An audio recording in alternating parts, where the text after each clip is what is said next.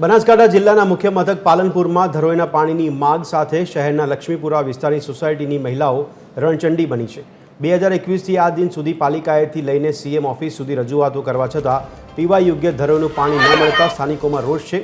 રોષે ભરાયેલી મહિલાઓએ સોસાયટી આગળ પાણીના માટલા ફોડીને રોષ વ્યક્ત કર્યો અને જો આગામી દિવસોમાં પાણી નહીં મળે તો પાલિકાને ગાંધીનગર સીએમ ઓફિસ પહોંચીને માટલા ફોડ કરવાની ચીમકી પણ ઉચ્ચારી છે।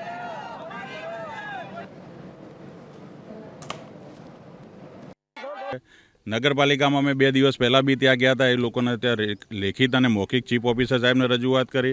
चीफ ऑफिसर साहेबे एवं आश्वासन आप्યું કે આજે બપોરે અમે તમારી સોસાયટીમાં આવીએ છીએ અને ચીફ ઓફિસર સાહેબ કોર્પોરેટર પાણી પુરવઠાના અધિકારીઓ તથા સ્ટાફ મિત્રો નગરપાલિકાના આવીને વિઝિટ કરી ગયા છે સ્થળ ઉપર અને આવનારા 4-5 દિવસમાં અમે તમારી યોગ્ય વ્યવસ્થા કરી આપશું એવું ચીફ ઓફિસર સાહેબે કમિટમેન્ટ આપ્યું છે।